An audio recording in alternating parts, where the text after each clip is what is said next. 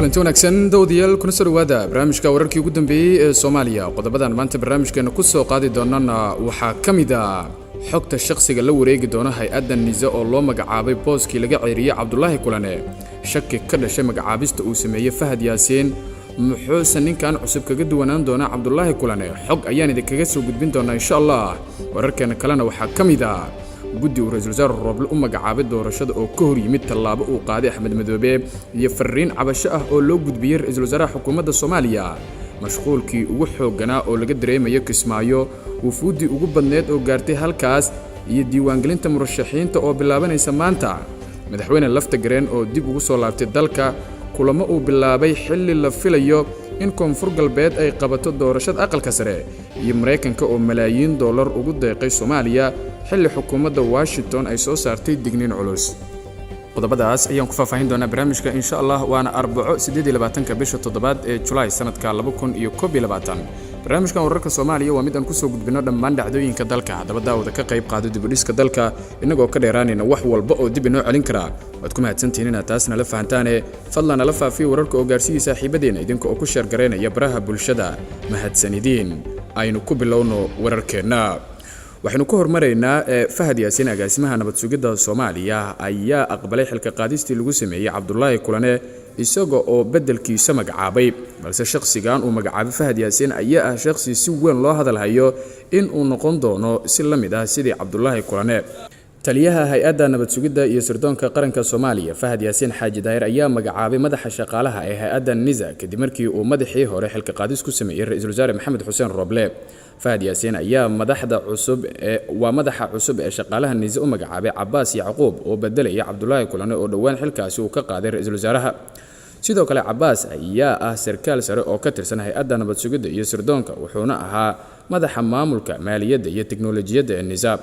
sida aan fahamsanahay magacaabistan ayaa timid kadib kulan gaar ah oo dhex maray Fahad Yaasiin iyo madaxweyne Farmaajo iyaga oo ka tashaday tallaabadii ra'iisul wasaare Roble kadibna isku afgartay in la magacaabo mas'uul cusub oo bedelaya Cabdullaahi Kulane Cabbaas ayaa sidoo kale ah ninka loo badinayo in uu noqon doono kusimaha agaasimaha hay'adda nabad sugidda iyo sirdoonka qaranka marka uu xilka baneeyo Fahad Yaasiin oo la rumaysan yahay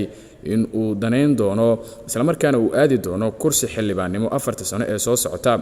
xilka qaadista lagu sameeyay mas'uulkaasi iyo taliyaha nabad sugidda ee garoonka Aadan Cadde ayaa daba socotay xanibaad la saaray mas'uuliyiin ka socotay gobolka Gedo taas oo sidoo kale ka hortimid amarkii socdaalka garoomada ee uu hore u soo saaray ra'iisul wasaare Roble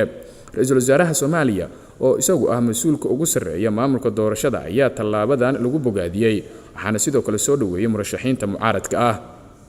si kastaba arrimahan ayaa ku soo aadaya xilli xasaasi ah isla markaana lagu gudogalayo doorashooyinka Soomaaliya iyada oo lagu horeyn doono soo xulista xildhibaanada cusub ee baarlamaanka federaalka ah ee Soomaaliya sidoo kale isla wararka arrimaha doorashooyinka ayaynu ku guda jirnay markaana hadii aynu eegno guddigii ra'iisul wasaare Roble u magacaabay ilaalinta qoondada haweenka ayaa ka soo horjeestay tallaabo uu qaaday Axmed Madoobe gudoomiyaha guddiga uu dhawaan ra'iisul wasaaraha Soomaaliya u magacaabay ololeynta iyo xaqiijinta qoondada haweenka ee 30% ahna gudoomiyaha ururka haweenka qaranka Soomaaliyeed Batuulo Sheekh Axmed Gaballe waxa ay ka hadashay liiska murashaxiinta ee uu soo gudbiyay ee Axmed Madoobe hogaamiyaha dowlad goboleedka Jubbaland Batuulo Gaballe ayaa ka hortimid 8 xubnood ee uu shalay soo saaray Axmed Madoobe waxayna sheegtay in ay saluug ka muujiyeen in hal gabar oo kaliya ay ka soo dhex muuqato 4 kursi ee iminka uu shaaciyay murashaxiintooda hogaamiyaha Jubbaland Axmed Madoobe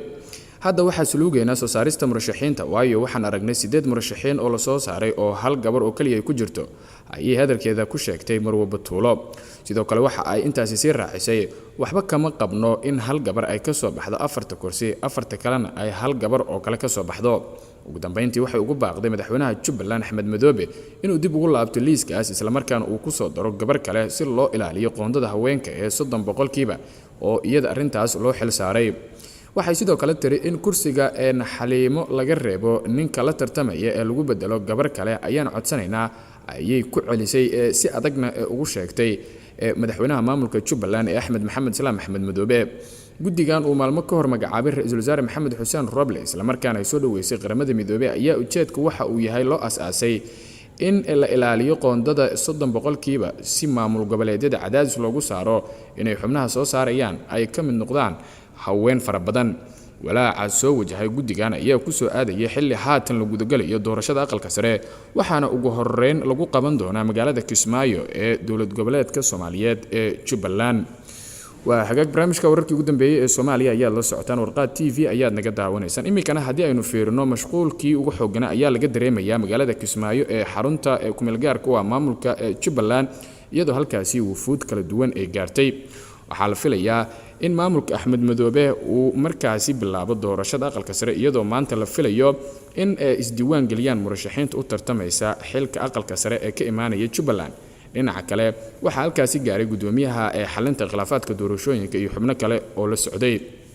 wafdi uu hogaaminayo gudoomiyaha guddiga xalinta khilaafaadka doorashooyinka Soomaaliya Cabdullaahi Abyan Nuur ayaa gaaray magaalada Kismaayo ee gobolka Jubbada Hoose iyadoo halkaasi si weyn loogu soo dhaweeyay. wafdiga oo ka kooban 5 xubnood ayaa waxa garoonka diyaaradaha magaalada Kismaayo ku soo dhaweeyay gudoomiyaha guddiga hirgelinta doorashooyinka heer dowlad goboleed ee Jubbaland Dr. Siyaad Maxamed Mursal iyo xubno ka tirsan guddigaasi. xubnaha guddiga xalinta khilaafaadka doorashada Soomaaliya ayaa goobjoog u noqon doona doorashada xubnaha aqalka sare ee dalka ee lagu wado in ay maalinta berita ka qabsoonto magaalada Kismaayo. afayeenka guddiga xalinta khilaafaadka doorashada ayaa sheegay inay ku dadaali doonaan inay si cadaalad u xaliyaan khilaaf kasta oo ka soo laabta doorashooyinka dhacaya ee labada aqal. wuxuu hadalkiisa intaasi ku daray in xubnaha guddiga ay goobjoog ka noqon doonaan goobaha ay ka dhacayaan doorashada isla markaana iyaga oo raacaya shuruucda ay soo saareen golaha wada tashiga qaranka ay xalin doonaan khilaafka yimaada. waxa uu ku baaqay in lagu dadaalo in dalka laga qabto doorasho xor iyo xalaal ah balse aysan dhicin doorasho la kala jiita isagoo sidoo kale ku baaqay in lala shaqeeyo gudiyada doorashooyinka iyo ciidamada amniga. qabashada doorashooyinka xildhibaanada labada aqal ayaa dhowaan ka bilaabanaysa dalka iyada oo ay socdaan diyaargarowgii ugu dambeeyay waxaana maamulka Jubbaland uu noqon doona maamulka ugu horeeya ee qabta doorashada aqalka sare.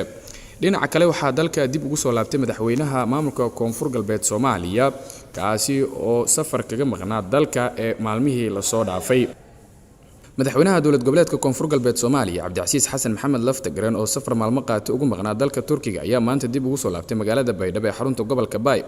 wafdiga madaxweynaha Koonfur Galbeed ayaa waxa garoonka diyaaradaha Shaati Guduud ee magaalada Baydhabo ku soo dhaweeyay mas'uuliyiin ka tirsan labada gole ee Koonfur Galbeed, maamulka degmada iyo qaybaha kala duwan ee bulshada. madaxweynaha Laftagareen ayaa sanadkan dhowr jeer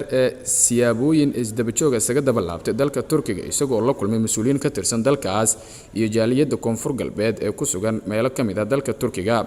sidoo kale madaxweynaha Koonfur Galbeed Cabdicasiis Xasan Maxamed Laftagareen ayaa waxa la filayaa in maalinta berita uu shir gudoomiyo shirka golaha wasiirada ee maamulka Koonfur Galbeed isagoo warbixin ka siin doona waxyaabihii u qabsoomay ee guddiga doorashooyinka ee maamulkiisa iyo sidoo kale sidii xal looga gaari lahaa arrimaha taagan maadaama maamulka Koonfur Galbeed la saadaalinayo in isaguna uu noqon doono maamulka kale ee xiga ee qaban doona doorashada marka laga yimaado maamulka Koonfur Galbeed Soomaaliya. qaybaha dambe ee wararka warqad TV ayaynu isla soo gaarnay. ugu dambeyntii haddii aynu eegno dowladda Mareykanka ayaa ku dhawaaqday ku dhawaad $200 milyan oo ah kaalmo dheeraad ah oo loogu talagalay shacabka Soomaaliya oo muddo wajahaya dhibaatooyin ay ka mid yihiin cunno yari, rabshado iyo daadad ay abaaro soo noqnoqday.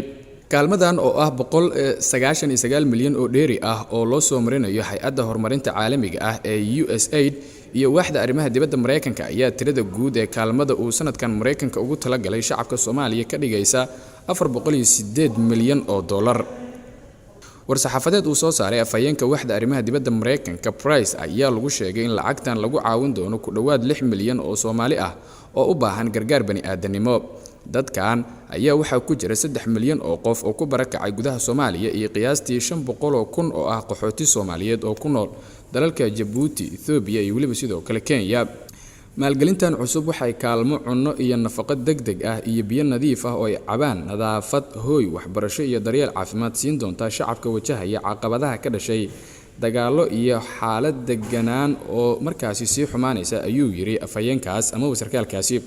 sarkaalkan waxa uu sheegay in Mareykanka uu yahay dalka deeqda ugu weyn siiya Soomaaliya iyo qaxootiga Soomaaliyeed ee gobolka ku sugan. afhayeenka ayaa intaas ku daray in Mareykanka uu wali ka walaacsan yahay baahida bani'aadanimo ee sii kordhaysa wuxuuna deeq-bixiyaasha caalamka ku booriyay in ay ku tabarucaan jawaabaha caalamiga ah ee laga bixinayo iyo taageerada lagu badbaadinayo nolosha. qodobkaas ayaa ugu dambeeyay warkii aad kala socoteen channelka warqad TV. warkan warkiisa xigeentan mar kale dib ugu kulmi doono waxaan idinkaga tegaynaa sidaas iyo nabadgelyo.